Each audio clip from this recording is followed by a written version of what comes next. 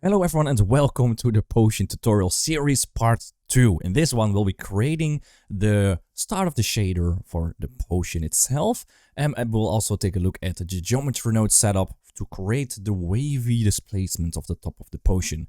Now 86% of you guys aren't subscribed yet, so please, if you like this, like, comment, subscribe. It would help me out a lot, and enjoy.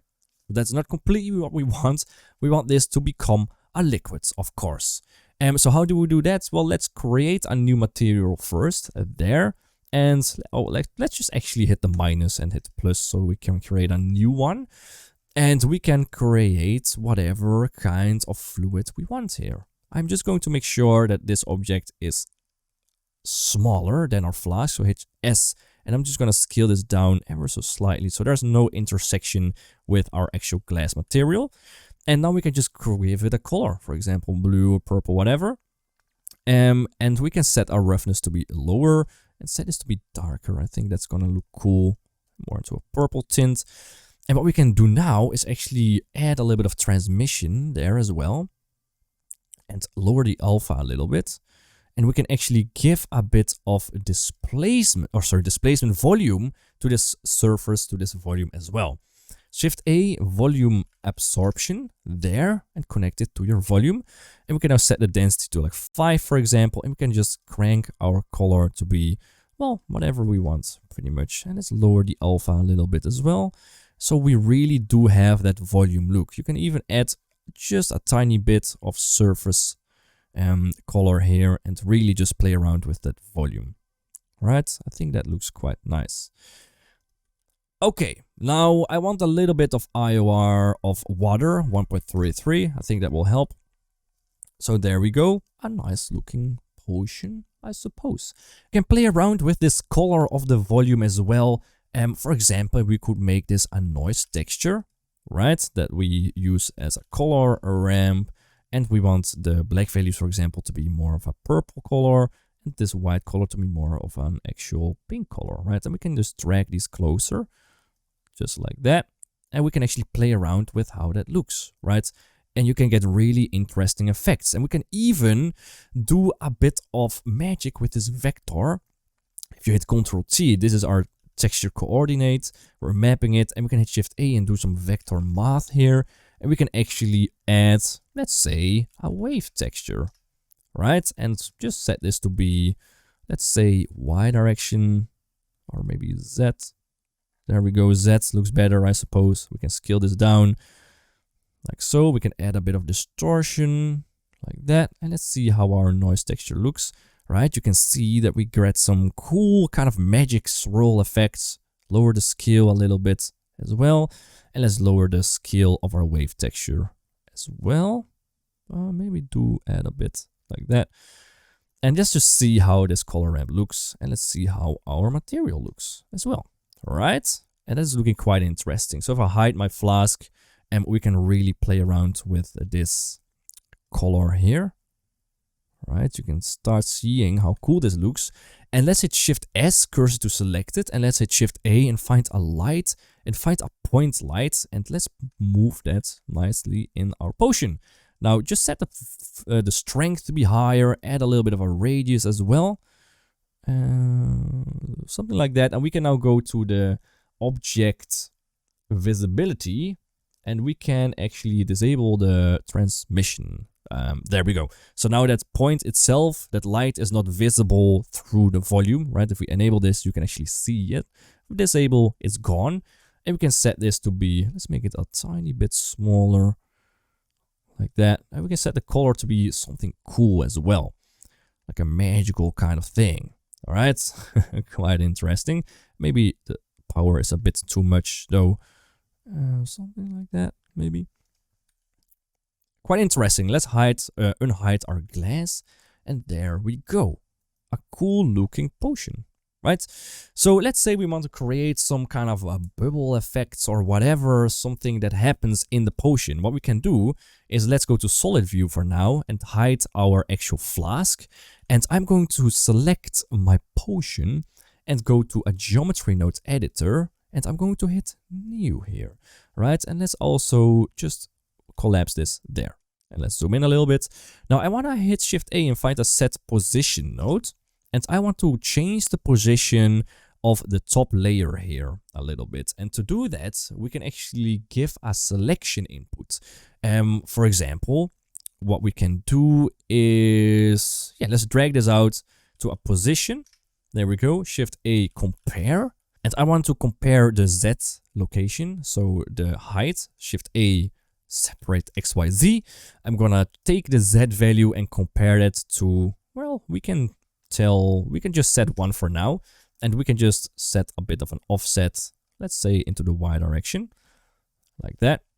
And then we can crank our value here down. You can see what is happening. All right, so the origin will define the Z position of our mesh. So let's set the origin to the lowest point of our potion. Let's hide the plane. So select it, select our bottom face, Shift S cursor to select it, tap out of it, right mouse origin to 3D cursor. And now we can set how high we want this stuff to happen, right? So let's say, right, about greater than 1.2, we want stuff to happen. Now I don't want this offset to be in Y direction. I want this offset to be based on, for example, a noise texture, right? So drag this out to a noise texture. And I'm going to drag my vector out to a combine XYZ.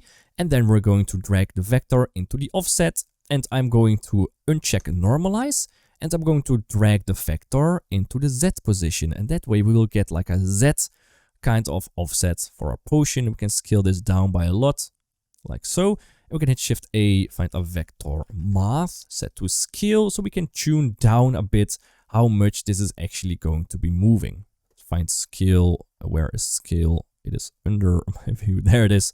And now we can scale or tune it down just ever so slightly. And I don't want this stuff to move down actually. Right, you can see it makes a little bit of a weird kind of movement. So to fix that, we could always move it up in the Z direction, I suppose, which means we could Shift A, vector math, and we could make this, for example, absolute. And let's see how that looks. If it looks cool, totally fine, right? And I think it looks quite cool. So let's drag that up a little bit. Let's crank up that scaling a little bit as well. And now let's take a look at what that looks like. Ctrl-Shift click on it and Ctrl-Shift click on your group input. We can actually do some things to control this noise texture and how it moves. So by default, the noise texture in geometry nodes uses a position input. So Shift A, find a position input, so we can actually do some magic in between here. And what I'm going to add in between is Shift A vector math. And I'm going to actually add another noise texture here. There we go. And let's connect the color into the add. And we can actually use the same position here as our vector input. And we can hit Shift A, rotate vector. And we can now rotate the vector to create like a Z rotation in this noise texture, I suppose, right? And let's make this a bit smaller.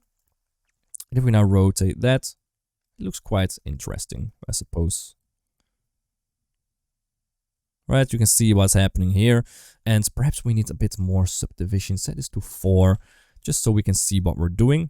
And yeah, if we now rotate this around Z, you can see we're rotating this quite interesting. And let's check out the noise texture. Maybe we need to multiply. Let's see how that looks. If we now rotate this.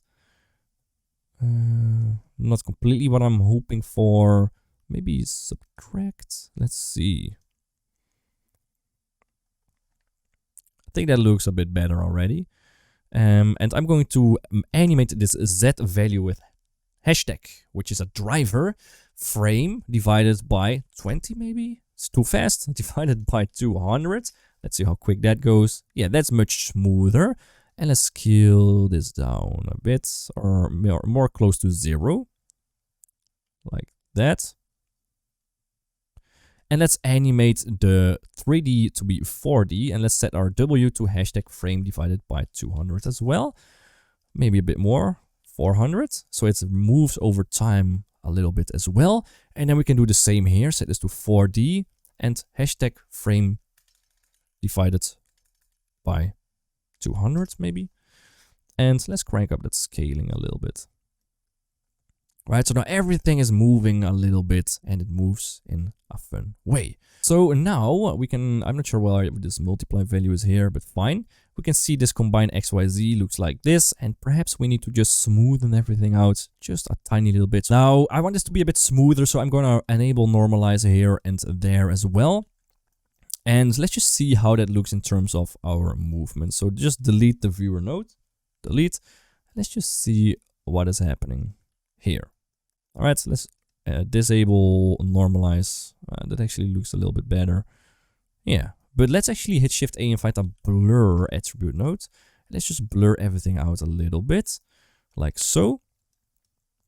That is better. And let's hit Shift A and find a blur node after our boolean for the set position as well, right? So everything gets a bit smoother like that. Yeah, that looks a lot better as well. So let's unhide our glass and let's just go to rendered view. There we go. Of course, we are not really getting an instant feedback because we're working with glass, and glass is always hard, but we can hide it. Hide just the glass, and let's just play that. Let's hide our background as well, and Control B, just draw above the glass there, and you can see it actually moves quite cool, I think, in quite a cool way. And let's actually make some bubbles pop out as well. I suppose, why not? Magic potion deserves some bubbles. Alright, that has been part 2 of the potion tutorial series. In the next one, we'll be creating the bubbles with, of course, geometry nodes. If you like this one, please leave a like, a comment, subscribe. It would help me out a lot. And I'll see you in the next one. Cheers.